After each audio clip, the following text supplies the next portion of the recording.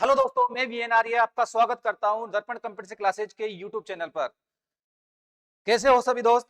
देखिए, आज अपनी जो क्लास है नंबर सिस्टम की, इस क्लास के अंदर अपन जो पढ़ने वाले हैं दोस्तों, वो पढ़ने वाले हैं शेषफल प्रमेय, रिमाइंडर थ्योरम।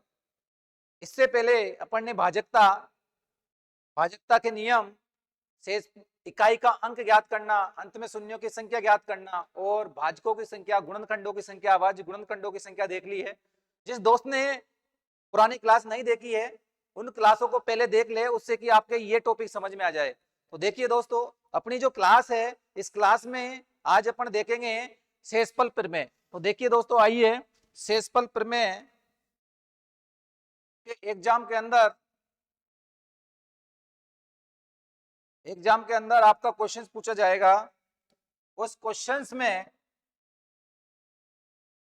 जीरो लेवल से अपन देखेंगे और हाई लेवल तक चलेंगे। वैसे तो एग्जाम में आपके जो क्वेश्चंस आएंगे वो नॉर्मल टाइप के आ जाते हैं, लेकिन अपन देखते हैं कि जीरो लेवल से चल करके हाई लेवल में कैसे कैसे क्वेश्चंस बनेंगे, अपन आराम से पढ़ेंगे। चलो देखिए, आइए, शेषफल प्रमेय, रिमाइंडर थ्योरम। तो देखिए दोस्तों, शेषफल प्रमेय, रिमाइंडर थ्योरम के अंदर आपको सभी को पता है शेषफल क्या होता है। शेषफल होता है अपन किसी संख्या में घटाते हैं तो घटाने के बाद जो बचता है वो क्या कहलाएगा? आपका शेषफल। कब? जब भाग देने के बाद में। देखिए, आपको समझाता हूं मैं शेषफल। जैसे कि आपसे कहा जाए, अपन ने कोई संख्या ली 17, उसमें आपसे कहा जाए कि 8 का भाग लगाइए, और 8 का भाग लगाने पर रिमाइंडर क्या होगा? तो मेरे दोस्त सभी बता सकते हैं कि 8 का भाग देने पर रिमाइंडर क्या होगा। तो 8 2 16 के सर रिमाइंडर इसमें हुआ +1। अरे कितना बचा? +1। 8 2 16, कितना बचा रिमाइंडर? +1। लेकिन जब अपन शेषफल प्रमेय पढ़ रहे हैं तो आपको ध्यान रखना है, रिमाइंडर दो प्रकार के होते हैं, ये एक तो पॉजिटिव और एक नेगेटिव। पॉजिटिव और नेगेटिव क्यों बोला आज मैंने? वो इसलिए बोला है क्योंकि आपको शेषफल पॉजिटिव की भी जरूरत पड़ सकती है और नेगेटिव की भी जरूरत पड़ सकती है। तो यहां पर आपका शेषफल कौन सा है? पॉजिटिव कितना आ रहा है? 1। अगर दोस्त मैं आपसे पूछूंगा नेगेटिव शेषफल कितना होगा, तो आप कहोगे सर 8 2 16, 8 3 24। अब 24 ज्यादा हो गया तो 17 में से -24 करेंगे तो कितने बचेंगे बताओ? माइनस के साथ। कितने बचेंगे? माइनस के साथ। 24 में से 17 गए तो कितने बचेंगे? 7 बचेंगे। तो इसके दो रिमाइंडर हुए, एक +1 और एक -7। ध्यान रखना है आपको कि इन दोनों का, प्लस और माइनस का सम भाजक के बराबर होता है। आपका 7 और 1 कितने होते हैं? 8। अगर आपको पॉजिटिव आ गया तो 8 में से 1 माइनस करोगे तो 7, और अगर 8 में से 7 माइनस करोगे तो वापस क्या आ जाएगा? पॉजिटिव शेषफल आ जाएगा। और देखिए, जैसे कि आपसे कहा जाए 33 में, अगर मैं आपसे कहूं कि मेरे दोस्त 17 का भाग देने पर रिमाइंडर क्या होगा, तो आप कहोगे कि सर 17 दू 34 होते हैं, 17 दू 34 होते हैं -1। कितना? 17 दू 34 ज्यादा हो गया, कितना ज्यादा हुआ? 1 ज्यादा हुआ तो -1। अगर मेरे दोस्त आपसे कहा जाए प्लस का शेषफल कितना होगा, तो 17 में से 1 गए तो आप कहोगे सर 16 होगा। कितना होगा? 16 होगा। 17 एकम 17, 33 में से 17 गया तो कितना बचा? 16 बचा। तो प्लस के 16 होंगे और माइनस का 1 होगा। अब ध्यान ये रखना है कि जब भी आंसर देना है तो आपको शेषफल पॉजिटिव रखना है। क्या रखना है? आपको आंसर में भी कौन सा शेषफल मिलेगा? धनात्मक शेषफल मिलेगा। धनात्मक शेषफल निकालना कैसा है? आपको भाजक में से ऋणात्मक अगर शेषफल आता है तो घटा दोगे तो क्या बन जाएगा? वो धनात्मक शेषफल बन जाएगा। क्या बात क्लियर है? क्लियर है शेषफल कैसे निकालना है? तो देखिए, अपन क्वेश्चंस लेते हैं। आपको मैं क्वेश्चन देता हूं, जैसे कि आपसे कहा जाए कि 52 गुणा 35 गुणा 70 गुणा 18 में अगर 17 का भाग दिया जाए, किसका भाग दिया जाए? 17 का। तो मेरे दोस्त आपसे बोला जाए कि शेषफल क्या होगा? क्या बोला जाए आपसे कि शेषफल क्या होगा? 52 गुणा 35 गुणा 70 गुणा 18 में 17 का भाग दिया जाए तो शेषफल क्या होगा। तो मेरे दोस्त आपको मालूम होना चाहिए, आपको वो शेषफल काम में लेना है, चाहे वो नेगेटिव हो या पॉजिटिव हो, जो छोटा हो, जिसकी कैलकुलेशन करने में आसानी हो। तो देखिए यहाँ पर 17 थी, कितने होते हैं 51, तो मेरे दोस्त कितना बचा +1। अरे कितना बचा +1। 52 में 17 का भाग दो, 17 थी 51, कितना बचा +1। इधर 17 दूं 34, मेरे दोस्त इसमें कितना बच रहा है शेषफल +1। कितना बच रहा है शेषफल +1। इधर देखो 17 17 17 34 17 क्यों 17 चौके 68, मेरे दोस्त 70 में से 68 गए तो कितने बच रहे प्लस के 2। और इधर 17 एकम 17 कितना प्लस का 1। 17 एकम 17 कितना प्लस का 1। तो देखो टोटल शेषफल कितना हुआ, 1 को 2 से मल्टीप्लाई करेंगे 2, 2 को 1 से मल्टीप्लाई करेंगे 2, तो फाइनल शेषफल निकल के कितना आया मेरे दोस्त, इसमें 2 निकल के आया। अरे कितना निकल के आया 2 निकल के आया। तो कैसे निकालना है शेषफल, आपको उस संख्या में भाग देना है। शेषफल कौन सा लेना है, जो छोटा है। अगर दोस्त मेरे बड़ा लेने की कोशिश करोगे तो यहाँ पर आंसर सेम ही आएंगे। 17 थी 51, कितना हो रहा है बच रहा है 1। अगर आप माइनस में लोगे तो कितना हो जाएगा -16। 17 चौके 68, 68 घटाओगे 52 में से तो कितना बचेगा 16 बचेगा।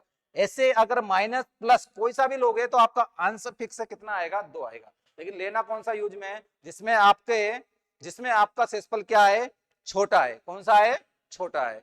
चलो अगले क्वेश्चन से समझते हैं, अगर इस क्वेश्चन में आपको प्रॉब्लम है तो। चलो देखिए, जैसे कि आपसे कहा जाए कि 38 इंटू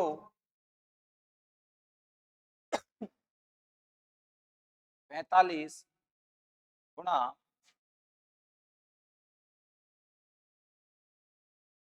50 में अगर 16 का भाग लगाया जाए तो रिमाइंडर कितना होगा। तो रिमाइंडर कितना होगा, क्वेश्चन क्या है आपका कि 38 गुणा 45 गुणा 50 बटा 16 का भाग लगाया जाए तो मेरे दोस्त आपका शेषफल कितना होगा, आपका रिमाइंडर कितना होगा।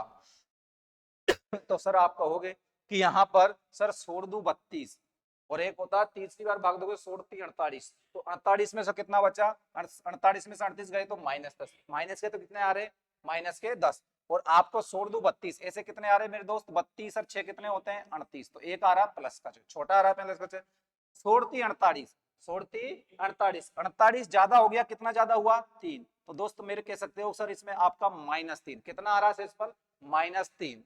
इधर देखिए 16 3 48, तो 16 3 48, तो इसमें कितना बच रहा है प्लस का 2, कितना बच रहा है प्लस का 2 बच रहा है। यहां देखो 16 दूं 32, कितना बचा प्लस का 6, 16 3 48, अगर 16 दूं 32 करोगे तो प्लस का कितना लिखोगे आप 13 लिखना पड़ेगा, कितना लिखना पड़ेगा प्लस का 13 लिखना पड़ेगा, जो बड़ा है 3 से, इसलिए आपको कैलकुलेशन में थोड़ा टाइम ज्यादा लगेगा, इसमें आपको कैलकुलेशन में टाइम कम लगेगा।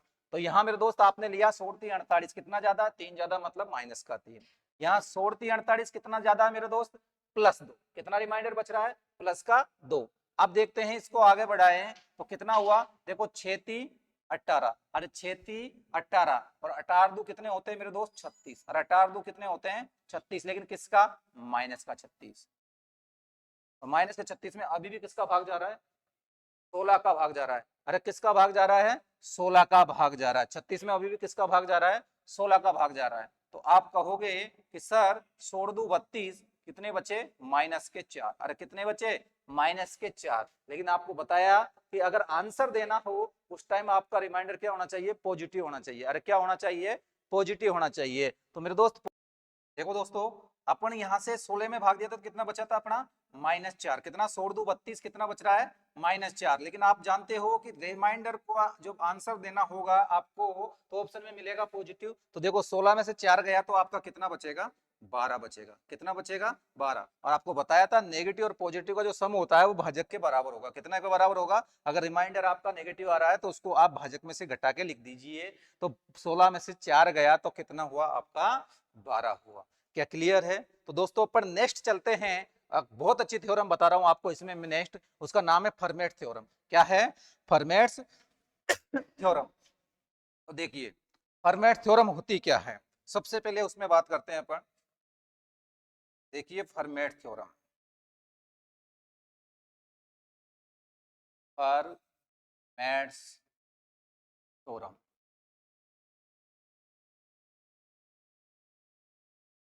ये थ्योरम क्या है मेरे दोस्त, देखिए इसके बारे में क्या कहता है फर्मेट्स। फर्मेट्स कहता है कि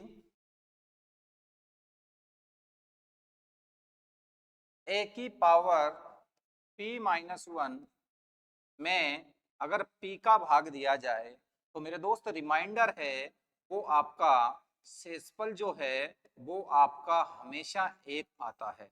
अरे क्या कहता है फर्मेट्स, फर्मेट्स कहता है कि ए की पावर p-1 में अगर p का भाग लगाया जाए तो रिमाइंडर मेरे दोस्त कितना आता है, एक आता है। अब आप कहोगे कि सर ये p क्या है, a क्या है, तो मेरे दोस्त p और a आपके क्या है, p आपका प्राइम नंबर है, p क्या है आपका प्राइम नंबर। p कौन सा नंबर होना चाहिए, प्राइम नंबर। प्राइम नंबर मतलब एक अभाज्य संख्या होनी चाहिए, कौन सी संख्या होनी चाहिए, अभाज्य संख्या होनी चाहिए। और a और p दोनों क्या होने चाहिए, को प्राइम, क्या होना चाहिए मेरे दोस्त, को प्राइम नंबर। कौन से नंबर होने चाहिए, को प्राइम नंबर। को प्राइम मतलब मेरे दोस्त से अभाज्य संख्या, कौन सी संख्या, से अभाज्य संख्या होनी चाहिए दोनों। प्राइम मतलब अभाज्य संख्या होनी चाहिए, अभाज्य संख्या।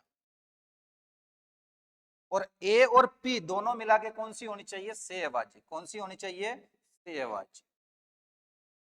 तो क्या कहा गया कि मेरे दोस्त अगर अपन किसी अभाज्य संख्या का भाग किसी संख्या में देते हैं तो उनके ऊपर अगर उस अभाज्य संख्या जस्ट एक छोटी घात लगी हो तो उसका जो शेषफल है वो हमेशा कितना निकल के आएगा, एक निकल के आएगा। क्या कहा फर्मेट्स ने, एक बार और समझिए।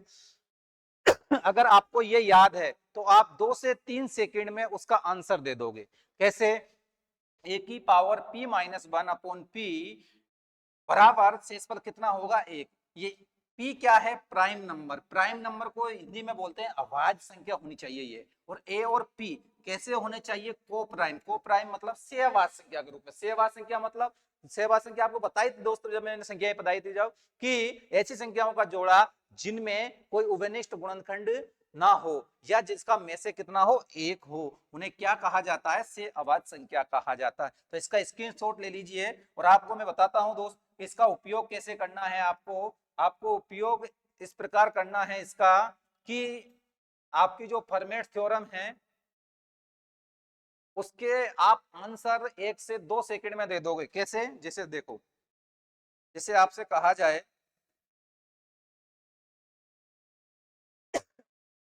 आपसे मैंने कहा 5/13, इस पे घात लगा दी मेरे दोस्त 12, और आपसे बोला गया कि इसका शेषफल कितना होगा। क्या बोला गया कि शेषफल कितना होगा, तो आप मुझे बताओ शेषफल कितना होगा। देखो 13 कौन सी है, प्राइम नंबर है, एक अभाज्य संख्या है। और 13 से जस्ट छोटी p-1 मतलब एक छोटी घात लगी हुई है। और a और p दोनों क्या है, 5 और 13 कौन से नंबर है, को प्राइम नंबर है, सहअभाज्य संख्या है। तो आप कहोगे सर कि इसका आंसर फर्मेट थ्योरम के हिसाब से कितना आएगा, एक आएगा। कितना आएगा, एक आएगा। क्या क्लियर है, क्लियर है। चलो देखो, अगर मैं आपसे बोलता हूं कि बताओ 4 की पावर 4 में अगर मैं भाग दूं 5 का, तो बताओ मेरे दोस्त इसका रिमाइंडर कितना आएगा। तो आप कहोगे कि सर ये एक प्राइम नंबर है, इससे जस्ट एक छोटी घात लगी हुई है और ये दोनों नंबर को प्राइम नंबर है, और इसमें कौन सी थ्योरम काम आ रही है, फर्मेट थ्योरम। तो इसका भी रिमाइंडर कितना आएगा, एक निकल के आएगा। कितना निकल के आएगा, एक निकल के आएगा। क्या क्लियर है, कि बिल्कुल सर। तो बताओ चलो अगले क्वेश्चंस की तरफ बात करते हैं अपन। जैसे आपसे कहा जाए कि 28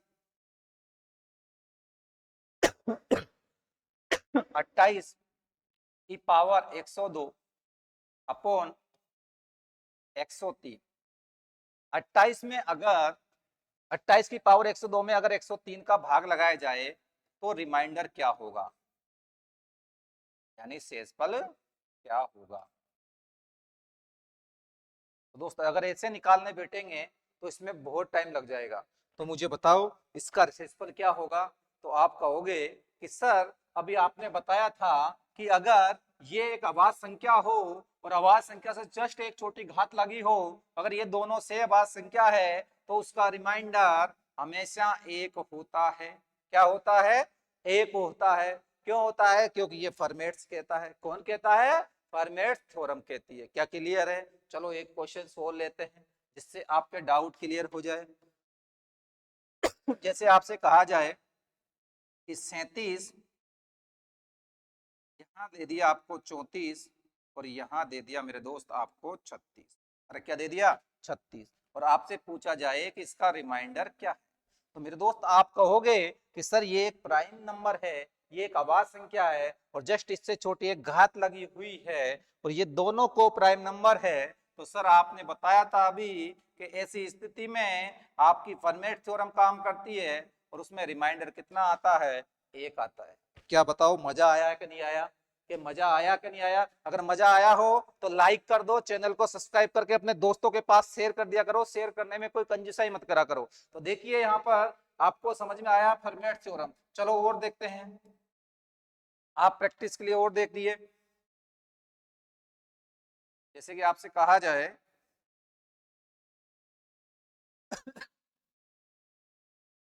आपसे कह दिया जाए कि 19, 17, 18, तो बताइए रिमाइंडर क्या होगा।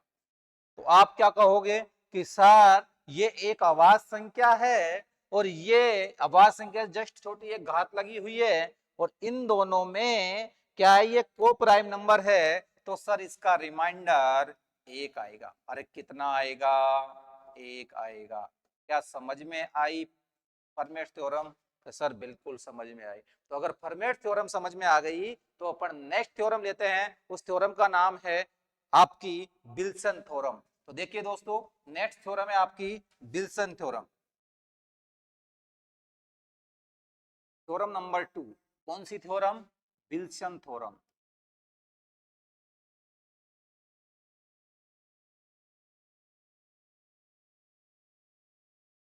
विल्सन थ्योरम, अभी हेडिंग डालो विल्सन थ्योरम। सर ये विल्सन क्या कहता है? देखो विल्सन क्या कहता है। विल्सन ये कहता है कि विल्सन कहता है कि p-1 फैक्टोरियल में अगर p का भाग दिया जाए, क्या कह रहा है विल्सन? विल्सन कह रहा है कि p-1 अपॉन p और फैक्टोरियल दे रखा हो तो उसका शेषफल क्या होगा। तो मेरे दोस्त ध्यान रखना है आपको कि अगर ये p क्या है यहाँ पर? Prime number. प्राइम नंबर मतलब अभाज्य संख्या। अरे क्या है मेरे दोस्त? अभाज्य संख्या। p कैसी संख्या होनी चाहिए? अभाज्य संख्या। और अभाज्य संख्या से जस्ट एक छोटी संख्या के फैक्टोरियल में भाग दिया जाए तो उसका रिमाइंडर, उसका शेषफल p-1 होगा। अरे कितना होगा? p-1 होगा। एक बार और समझिए कि विल्सन क्या कहता है। विल्सन कहता है मेरे दोस्त कि विल्सन ये बोलता है कि किसी अभाज्य संख्या से जस्ट एक छोटी, जस्ट अभाज्य संख्या से जस्ट एक छोटी संख्या के फैक्टोरियल में अगर भाग लगाया जाए तो उसका जो रिमाइंडर है, जो शेषफल है, वो कितना आएगा? p-1 आएगा। कितना आएगा? p-1 आएगा। कि सर कैसे? तो देखिए भाई समझिए, जैसे कि आपको कोई क्वेश्चन दिया जाए, जैसे मैंने आपसे कहा कि 4 फैक्टोरियल में अगर 5 का मैं भाग लगाऊं तो मेरे दोस्त आपको बताना है कि इसका रिमाइंडर कितना आएगा। क्वेश्चंस क्या है कि 4 फैक्टोरियल में अगर 5 का भाग लगाया जाए तो रिमाइंडर क्या होगा। सर इसका तो हम वैसे भी कर सकते हैं। कैसे? कि 4 फैक्टोरियल का मान अगर हम निकालने बैठे तो 4 फैक्टोरियल बराबर होता है 4 गुणा 3 गुणा 2 गुणा 1। सर फैक्टोरियल मतलब होता है जिस उस संख्या का 1 तक मल्टीप्लाई। तो 4 × 12 12 2 24, तो इसका 4 फैक्टोरियल का मान होता है 24। कि सर 24 में अगर हम भाग दे इसका 5 का, तो फिर रिमाइंडर तो 4 मिल रहा है, क्योंकि 5 चौके होते हैं 20, कितना बचा 4। तो सर इसका तो हम ऐसे भी निकाल सकते हैं, बिल्कुल राइट। 4 फैक्टोरियल का मान 24 होता है, कितना होता है 24, और 24 में 5 का भाग दिया तो रिमाइंडर कितना निकल के आया 4 निकल के आया, क्योंकि 5 चौके 20 बचे कितने 4 के बाद। बात तो सही है। तो फिर विल्सन की क्या जरूरत पड़ी, विल्सन की जरूरत इसलिए पड़ी बेटे क्योंकि ये बात क्या है, ये छोटी संख्या है तो आपने निकाल दिया। तो आंसर कितना आना चाहिए विल्सन थ्योरम से, देखो विल्सन ने यही तो बोला है कि जस्ट अभाज्य संख्या से एक छोटी, तो 5 से छोटी कितनी 4, उसका फैक्टोरियल निकालेंगे तो आंसर भी क्या होगा p-1, मतलब जस्ट उस संख्या से एक छोटी, तो p-1 मतलब 5 से छोटी कितनी 4, मतलब ये 4 ही क्या होगा इसका आंसर होगा। अरे कितना होगा 4 ही क्या होगा आंसर होगा। p-1, p कितना है बताओ 5, 5 में से एक गया तो कितना 4, या कह सकते हो अगर 5 उस अभाज्य संख्या से जस्ट छोटी संख्या जिसमें भाग देंगे जिसके फैक्टोरियल में, वही आपका क्या होगा शेषफल होगा। तो आंसर भी कितना आ रहा है 4 आ रहा है। क्या क्लियर है? चलो जल्दी से स्क्रीनशॉट लीजिए और चलो आगे चलते हैं। चलो आगे बात करते हैं इसका आंसर क्या होगा। विल्सन थ्योरम समझ में आ गई? तो देखो अगर मैं आपसे बोलूं कि 37 का भाग दे 36 के फैक्टोरियल में, तो शेषफल क्या होगा। जिस बच्चे ने कभी मैथ पढ़ी ना हो कंपटीशन की, या जो शुरुआत से डफोड़ हो, जिसकी शुरुआत से कमजोर मैथमेटिक्स हो, जिसको मैथ से डर लगता हो, वो बच्चा भी ये कहेगा कि सर मजा आ गया। क्यों? क्योंकि ये आपको फैक्ट याद रखने हैं, ये थ्योरम याद रखोगे तो आप 2 से 3 सेकंड में इसका आंसर दे दोगे। आपको जिससे का जीवन से डर लगता है मैथ का, उसका आज डर खत्म हो जाएगा। जैसे कि मैंने आपसे मेरे दोस्त कहा कि 102/103 अगर दे रखा है, देखो आपको यह भी मालूम होना चाहिए क्या कि जिस संख्या का आप भाग दे रहे हो वो अभाज्य संख्या होनी चाहिए।